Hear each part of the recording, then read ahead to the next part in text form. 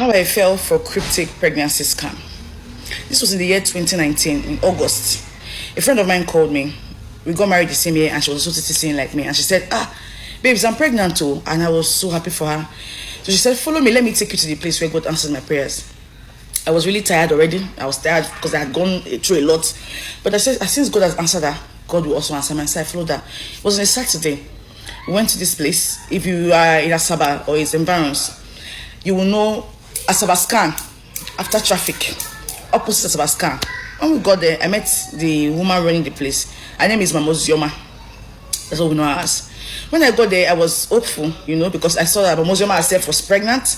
And also there were a lot of women there, lots of women. So I said, okay. It's a very good place. So it got to my turn to see Mama Zioma. Mama Zioma, I went to meet her. She asked some questions. I answered her. And then she was like, okay, Lida, let me check you. So she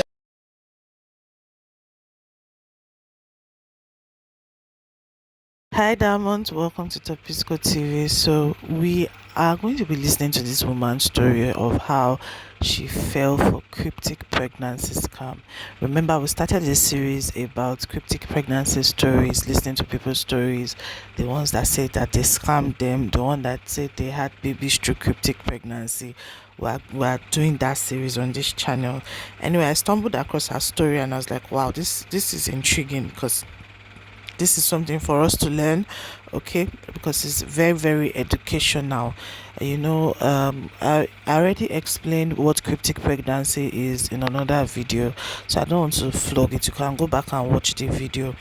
But there are a lot of Nigerian scams out there, or will I put it, charlatans, that take advantage of the desperation of people who are trying to conceive, okay. And there have been many stories of baby factories, people who take advantage of people's desperation, okay. And this woman's story is one that we all can learn from. All right, like I said, I'm going to put my email in the description box. If you have stories, if you want me to tell your story, maybe you don't want to be in the public eye, but you want me to narrate your story, send me a message, okay, and we'll come and talk about it so everyone can learn from it. Before we go on, please like this video, okay. And if you are not subscribed to the channel, you want to see more of this type of videos, please subscribe to the channel and share your thoughts in the comment section with us. Let's listen to our story. I laid down. She checked, check my stomach. I was like, your womb not dey well, your womb go down. We go set am. Also, your body dey hot, but even my body does nothing. They keep it. We go calm the body down. I said, okay, no problem. She charged me her money, and I paid instantly. I did not waste time. We got to work. According to Mama Zioma, I was to buy a small clay pot. I was to buy unripe plantain. All this azumangala, small round fish, smoked fish, dried fish, egg, red oil, and sea salt.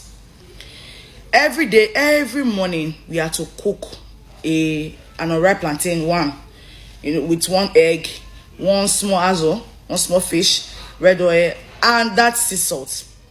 We will eat it, and then she will set my womb. That day, I bought everything. So as she said it, instantly I paid. Instantly I was bringing money because all the more and so I paid. Please don't mind my voice, I have cough. So she cooked the food for me that first day to show me how to cook it. I ate and then we went to set the womb. How was Mama Zioma setting her womb, if you ask? Mama Zioma went to bring a bunch of leaf. I cannot tell you for certain that this is the leaf. She'll squeeze them in a pail or a bucket. And then she will bring like a ball size, like she will roll this in ball size, and insert deep inside of you. You know what I mean, please. Deep inside of you. That ball of leaf will sustain you till the whole of that day. In the night, it will slowly glide out. You strain just if you want to poop and then it will come out. Mama Zioma set my womb like this for me for straight 1 month. She was doing this every morning. I would go. And mind you, that time I was working in a private school. I was an assistant head teacher, so I had to be in the school by 7 a.m. So what did I do? I was staying at Pinnacle Hotel Junction Street, Pinnacle Hotel Street. If you're in Asaba, you know what I mean. As in Playland Street, while I was going to Asaba Scan. So please, picture the distance. So I made an arrangement with my Mosioma that I will pay her extra so that she'll get the food cooking for me in the morning. Then when I come, I'll just sit, she set my home, and I'll go home and then go to work. So every morning I'll wake up by 5. I'll get up, bathe, dress. I won't dress like I'm going to school, just dress up, just make sure that I'm almost ready. I'll take keke. 5:30 I've left my house, take keke to the Asaba scan, eat the food, set the womb, and I'll come home. At least I should be home by 6:10, 6:20. I should be home. I'll just dress up for school and I'll go to work. We were doing this the whole of that August. September, I believed what Muslim was doing, because that wasn't the first time I was with my mom, but that was the first time somebody was choking hands so deep. But October 1st rolled around. My Muslim said that I was pregnant, and I believed her. Even though I did a pregnancy test and it said negative, my Muslim had a way to explain everything. She said, "Don't worry, it's because baby is still very small. That's why it's not showing up on test. You're really pregnant." All through while I was going for this treatment in August and September, Mr. A never followed me on any of these trips. He would lie down on the bed. I would get up that very early and I would go to my Muslim's place. I'll come back. So one day I told him, I said, "This place I'm always going to. If one day I don't come back, where will you take my family members to say, okay, this is the place where she should take treatment? Where will you take them to?" And I said, I kept quiet. October 2nd, I was on my way to my Muslim's place. Early in the morning, as usual, when 2 men accosted me. They robbed me. They took my phone, took my money, and they beat me up. I ran home, blood, they busted my lip, blood, there was blood everywhere. I told him, I went to him, I said, "Mr. You see what I'm saying? Do you sort of say, it was only me that is going on this journey. Now only me, they suffer. Now only me, every time, only me." He apologized, we let it go. That one passed. This Saturday, I was carrying this pregnancy. Before you know, tummy started to protrude. My tummy started to be big. I now did one of the greatest mistakes of my life. I still feel very bad for that decision. I took 2 of my friends that were also sitting with me, and I took them to Mosema's place. So I not only went to suffer, I took 2 innocent people that did not know hand, did not know leg. I took them with me, and all of us went to suffer in my Mosema's place. This stomach was getting big. So as the stomach was getting big, I had to tell my family members, my mom, my sisters, and I told them, "I'm pregnant too." And what your man said, and everybody was happy. My parents were very happy because that was going to be their first grandchild. My siblings, everybody was happy for me. People that know me were happy. I looked pregnant. It's just that I've lost that phone. That phone, I'd lost it. If not, I've shown you pictures and videos. I looked pregnant, I looked pregnant. I looked like I was pregnant. So I believe that March of the next year, the pregnancy should be around that kind, October, November, December, January, February, March. I was roughly going to 6 months, right?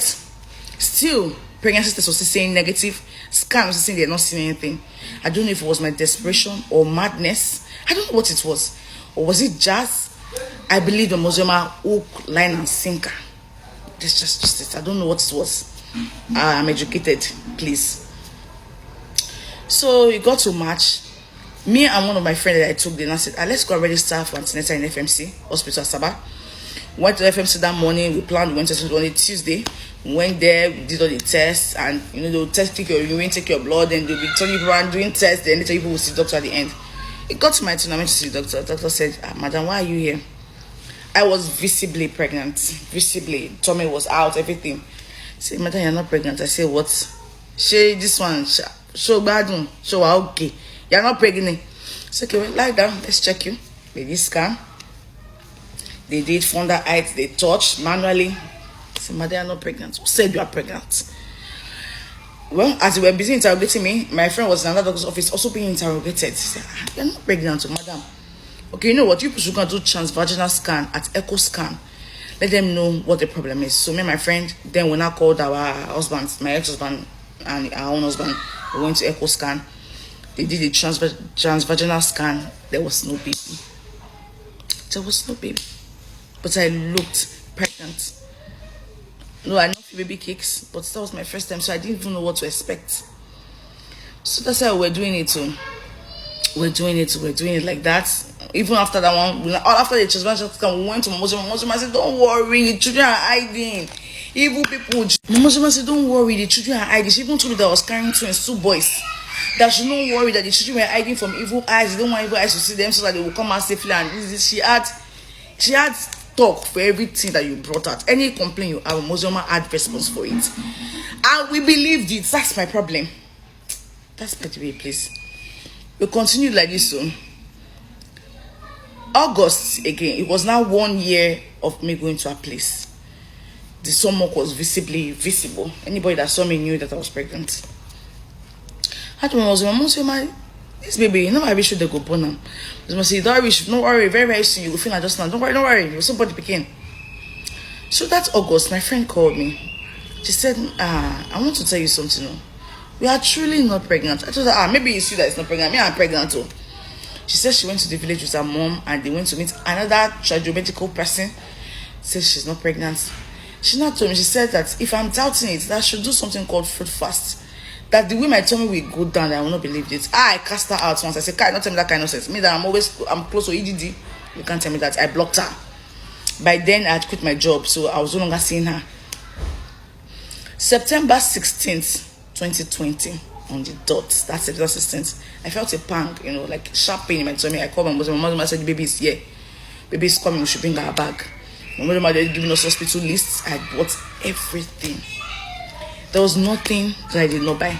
Clothes, everything. I was ready for the two boys to come. September 16th, I carried my last girl, my sister. We went to Mozoma's place. Mozoma put hand inside. I said, cervix, 2 cm. Start running. I started running. Exercise. She gave me boiled castor oil. I drank. I had the worst diarrhea of my life. She gave me boiled castor oil. She cooked it. We drank it. I was purging. Mozoma bought different leaves to bathe us. We were more to. We were like 5 that were in labor. That leaf will make you itch like crazy. I was itching like a crazy person, like when they use a balate bath. I stayed there for 5 days. On the 5th day, my mother went to go and bring a nurse. The nurse brought oxytocin, the drip, and started giving us all the drip now so that the labor can come faster. That day, I was poked 16 times. Once I put it here, once the drip is that small, the place will tissue up, swell up, close, they will bring it out. Found that vein 16 times. In all of this, when the labor started, I called Mr. A. Mr. A said he was able to get off work. I was going to come the next day. The next day he came, he saw me. I cannot stay here. Sorry though. And he went back home to go and lie down. So he was at home while I was there for 4-5 days. That 5th day, after I done took all my life, I said I was done. Told my sister, I said, let's go. I took Keke. I went home. I got home that day. I didn't see Mr. A at home. I don't know where he went to. That's his problem. I said I was done. So that thing my friend told me in August kept ringing in my head. So the other girl, the other sister, the other friend that I took there now called me and said, this one sister wants to talk to you. I now unblocked her and called her. She said, Mary, my sister, come here. You are not pregnant. Do this fruit fast. And if it's a lie, don't talk to me again. So that day I went to the market. I brought fruits. I sat down. Mind you, I had not gone to my parents' house in a year because my mother said we should not go there, that evil eyes are on me. I had not seen my parents. That day, I took the fruit fast. Only one day. So I took the fruit fast. I did it just one day. One day. The next morning, I woke up with stomach flat than Agbani Darego. All that, protruded tummy went down. Alas, I wasn't pregnant. I was shocked.